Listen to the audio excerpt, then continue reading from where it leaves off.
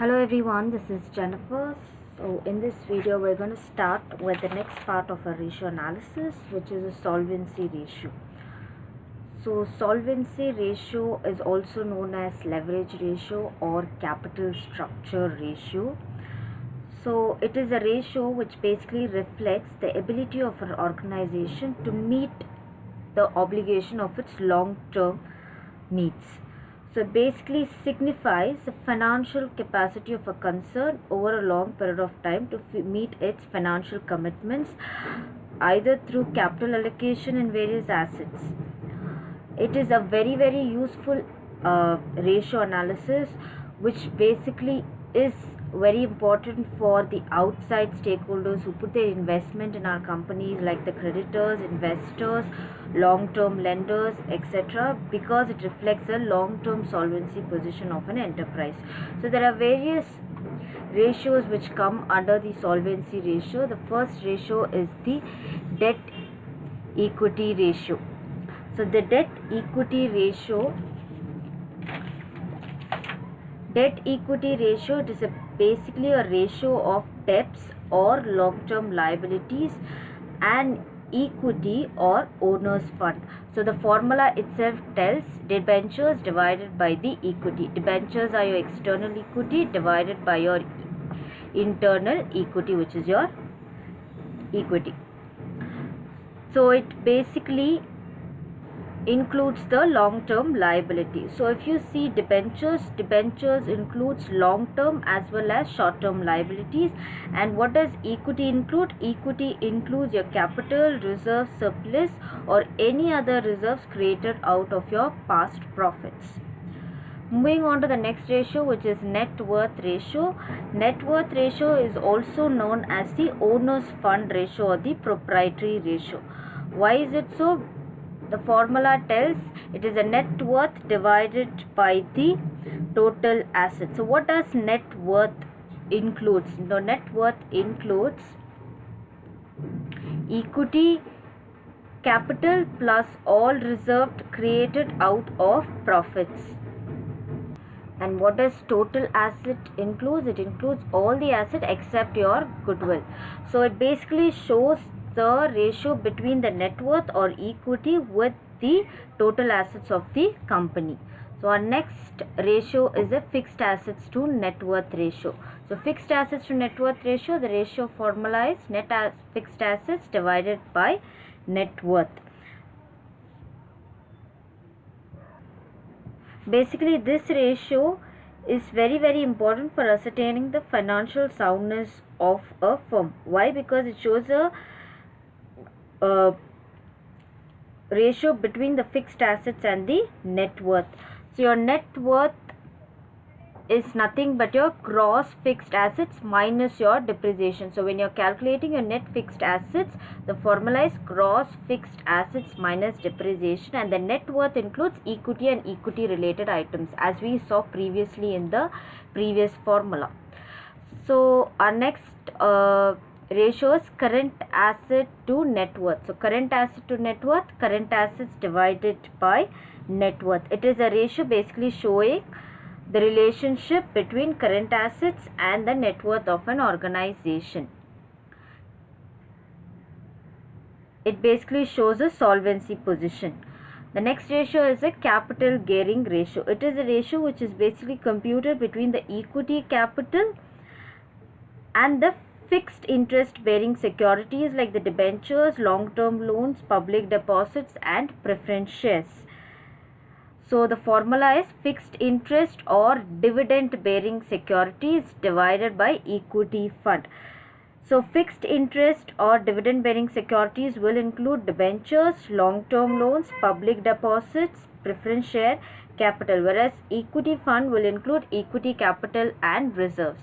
Your last ratio, which is the solvency ratio, is equal to total assets divided by total liabilities. It basically indicates the financial ability of a concern to meet its total liabilities out of total assets. moving on to the next step of ratios, which is turnover ratio, or it is known as activity ratio or efficiency ratio. So turnover ratios are those ratios which basically measures the operational efficiency of an organization. It reflects the efficient use of an organization resources in terms of revenue generation. So this ratio basically tells how does the organizational perform, or it basically shows the operational efficiency of an organization. So it is also termed as performance ratio, since it measures the performance of different operations. So there are different operations in an organization, so each operation we measure the performance, and hence we have different ratios which are being formed. Under that, the first ratio is stock turnover ratio. So the stock turnover ratio, it is one of the most important ratio which is used for measuring the operational efficiency of an organization.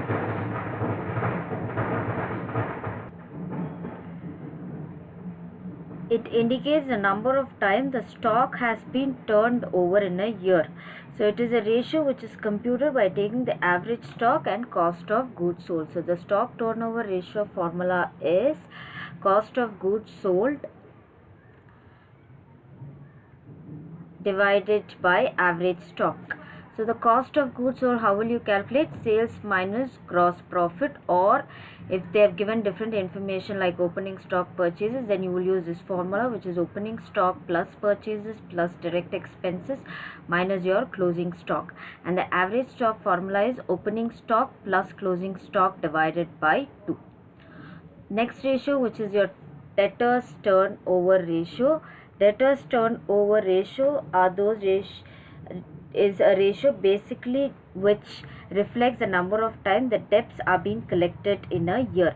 So debtors are persons who owes money to the business due to purchase of goods on credit from the business. So you're supposed to calculate the debtors turnover ratio also to see if it is giving us profit or not. So the debtors turnover ratio formula is net annual credit sales divided by average trade debtors. So the average trade debtors formula, how to calculate, is opening debtors plus closing debtors divided by 2. Anything that you calculate as average will always be divided by 2, or if they have given bills receivable, then you will add that also, which is opening debtors and bills receivable plus closing debtors and bills receivable divided by 2. So when you are calculating a debtors turnover ratio, sometimes they will tell us to calculate the average collection period also. So the average collection period formula is average trade debtors divided by net credit sales per day, or it can also be calculated as average debtors divided by net credit sales into number of days or months. So the next ratio is creditors turnover ratio. It is a ratio between the net annual credit purchases and average trade creditors. It is basically one of the important ratio which indicates the duration in which creditors are paid off, or the number of times in a year creditors are to be paid. It is one of the important ratio which reflects the cash outflow in a given financial year.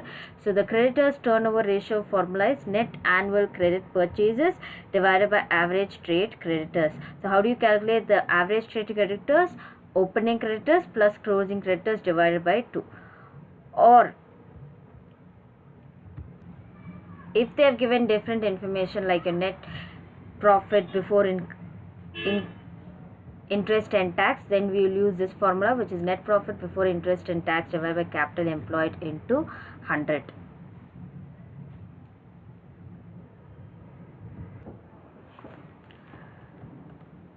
So our next ratio is data collection period. So when you're calculating the creditors turnover ratio, along with that you will also calculate the debt collection period. So the debt collection period is number of months or days in a year divided by debtors turnover ratio. So this is also a ratio which we use along with the debtors turnover ratio. So this is also dealing with debtors, not the creditors. So it is a ratio basically clearly indicating the average time taken to collect or recover cash from the debtors. Or if you can also use the other formula, which is average creditors divided by NCP which into number of days or months in a year. So our next ratio, which is debt payment period, the ratio is number of days or months in a year divided by the creditors turnover ratio. So this ratio is dealing with the creditors. It is a ratio which highlights the average time taken to make the payment to creditors. So these are the ratios which deals with creditors and debtors. Moving on to our next ratio, which is working capital turnover ratio, or it can also be turnover to working capital ratio. So it is a ratio ascertained based on the turnover or sales. It is a difference between the current assets and current liabilities. What is the difference between the current assets and current liabilities? Working capital. So when you're supposed to calculate a working capital turnover ratio, the formula is net sales divided by working capital. How do you calculate net sales? Total sales minus sales returns, and working capital is equal to current assets minus current liabilities. So we are moving on to our next ratio, which is fixed assets turnover ratio, or turnover to current assets ratio. So first we look into the fixed asset turnover ratio. The formula is net sales divided by fixed assets, and current assets turnover ratio formula is net sales divided by current assets. So moving on to our next set of ratio, which is the profitability ratio. Profitability ratio are the real measures which basically tells you operational efficiency of an organization. Why? Because when you look into the profits, you'll get to know whether the company is prospering or what is happening to the company. So profitability ratio indicates operational results in a given financial year. It is very great important to managers, owners, shareholders, creditors, bankers, government and general public for making up decisions. These are the ratio which reflects the profitability position of a concern. It is the ratio in terms of sales and profit, or cost of goods sold or profit at a different level denoted in percentages. So all these ratios will be denoted in percentages. So let's look on to our first ratio in profitability ratio, which is gross profit ratio. So the gross profit ratio, it is a ratio between the net sales and the gross profit.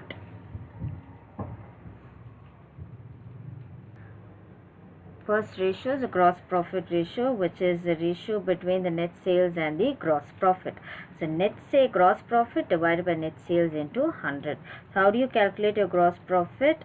As I told you earlier, it is net sales minus cost of goods sold, or if you have opening stock plus purchases plus direct expenses minus your closing stock.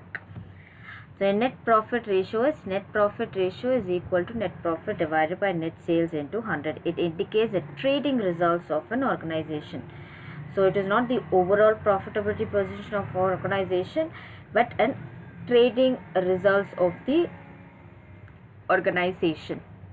So our next ratio is the operating ratio. Operating ratio formula is operating cost divided by net sales into 100. Next is our expenses ratio. It is a ratio basically for understanding or denoting the interim percentage of specific expenses on the net sales. So specific expenses divided by net sales into 100. Operating profit ratio, the formula is operating profit divided by net sales into 100. It is a ratio between the operating profit and the net sales of an organization. Our next ratio is a return on capital employed, which is net profit before interest and tax divided by capital employed into 100. It is a ratio which establishes the connection between the net profit and capital introduced in a business organization. So it basically shows how much of return do we get on the capital employed. So how do we calculate the capital employed? Is owner's fund plus the long-term borrowings minus goodwill and fictitious assets. So our next ratio is earnings per share ratio. Earnings per share ratio is equal to earnings available to the equity shareholders divided by the number of shareholders. So earnings available to equity shareholders mean the net profit after tax and distribution of dividend to preference shareholders. So once after you are distributing to the preference shareholders, after deducting tax, the remaining earnings is the earnings which are available to the equity shareholders. So we consider that particular earnings divided by the number of shareholders in an organization. So how do we calculate number of shareholders in an organization is when we have the total equity given, total equity capital divided by the face value per share, then we'll get to know how many number of equity shares are there. The last ratio is the price earning ratio, which is equal to the market price per equity share divided by the earning per equity share. This ratio indicates the number of times the earnings per share is covered by its market price.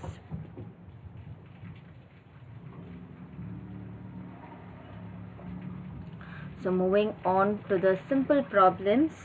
So our first problem, which is when current ratio is 2.5, it is not 2:5, it is 2.5. Current assets they have given 1 lakh and quick ratio they have given 1.5. They are telling us to find out the value of stock and current liability. So if you see, they have given current ratio. So we will implement the formula of current ratio. Current ratio formula is what? Current assets divided by current liabilities. So in this we know the current ratio, which is 2.5, and we know the current asset, which is 1 lakh. Can we find out the current liabilities when you cross multiply? So current liabilities is equal to 1 lakh divided by 2.5, which is 40,000. So when we have current assets, we can also find out the stock. They have told us to find out the stock, and they have given another information, which is quick ratio is 1.5. So using the formula stock, how do we calculate? Current assets minus quick assets. It is not quick liabilities but quick assets. So quick asset is quick ratio. What is the formula? Quick asset divided by current liabilities. So 1.5 is your quick ratio. Quick assets we do not know, but current liabilities we know as 40,000. Okay, why are we doing this is because in order to calculate the quick assets, only when we get to know our quick assets we can calculate the stock by using this formula. So when we cross multiply, we get to know our quick asset is 60,000. So the stock, how to find it out? Current assets minus quick assets. So current asset is 1 lakh, which is given in the question, minus 60,000, which we found out as quick assets. So the remaining 40,000 is nothing but your stock. This is how indirectly questions information will be given. So you're supposed to use the correct formula in order to find out the required information. So moving on to the next question. Our second question is current ratio is 2.5. They have given working capital. They have given it as 9 lakhs, and they are telling us to calculate current assets and current liabilities. So we will use the formula to calculate current assets and current liabilities. So we can first, beginning itself, we cannot use a current ratio formula because we have two unknown figures. So we will start with working capital. So working capital is what? Current assets minus current liabilities. So 9 lakh is a working capital that they have given is equal to current assets minus current liabilities. So when you put one of the unknown figure towards your left hand side, which is equal to current asset is equal to 9 lakhs plus current liability. So when you cross multiply, sorry, we are not cross multiplying it. Now we are using the current ratio formula, which is equal to current ratio is equal to current assets divided by current liabilities. So current ratio they have given in the equation, which is 2.5. Now current asset is equal to 9 lakhs plus current liabilities. We will consider this as an equation. So 9 lakhs plus current liabilities divided by current liabilities. So now when you cross multiply, current liabilities into 2.5, which is equal to 9 lakhs plus current liabilities. So we get it as 1.5 current liabilities equal to 9 lakhs. Current liability is equal to 6 lakhs. So now we have found out current liabilities. We can find out current assets with the same formula, which is working capital is equal to current assets minus current liabilities, which is equal to 9 lakhs is equal to current assets minus 6 lakhs. So current asset is equal to 15 lakhs. Thank you.